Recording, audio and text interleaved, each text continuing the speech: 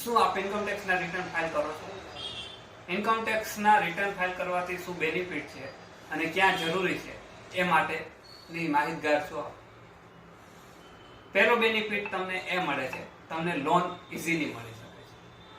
Home loan, mortgage loan, personal loan, business loan જેવી loan મેળવવા માટે તમારે ઇન્કમ ટેક્સનું રિટર્ન આપવું જરૂરી છે અને ઇન્કમ ટેક્સના રિટર્નથી તમે લોન ઇઝીલી મેળવી શકો છો.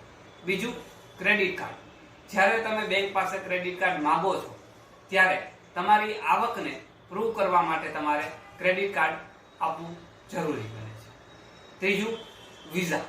જ્યારે તમે કોઈ પણ દેશના વિઝા માંગો છો, tourist visa, student visa, work visa, ત્યારે તમારે તમારી આવકને જસ્ટિસ કરવા માટે, તમારી આવકને જે તે દેશના અધિકારીને આવક બતાવવા માટે તમારે ઇન્કમ ટેક્સનું રિટર્ન આપવું જરૂરી છે અને જેનાથી આપ વિઝા મેળવી શકો છો. ચોથું છે સબસિડી.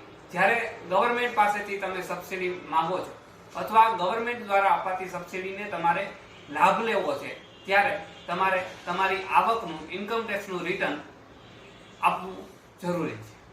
આ સાથે અમુક બીજા નાના નાના બેનિફિટ્સ છે, જેમ કે તમે તમારું બિઝનેસ એને ઇન્કમ પ્રૂફ તરીકે, બિઝનેસ પ્રૂફ તરીકે, ઇન્કમ પ્રૂફ તરીકે પણ ઇન્કમ ટેક્સનું રિટર્ન બતાવી શકો છો.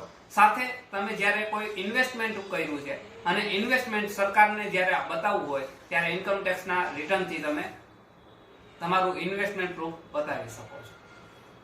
જ્યારે તમે હેલ્થ ઇન્સ્યોરન્સ લેવા કોઈ પણ હેલ્થ ઇન્સ્યોરન્સ કંપની પાસે રહ્યો છો ત્યારે તમારે તમારું ઇન્કમ ટેક્સનું રિટર્ન આપવું જરૂરી છે.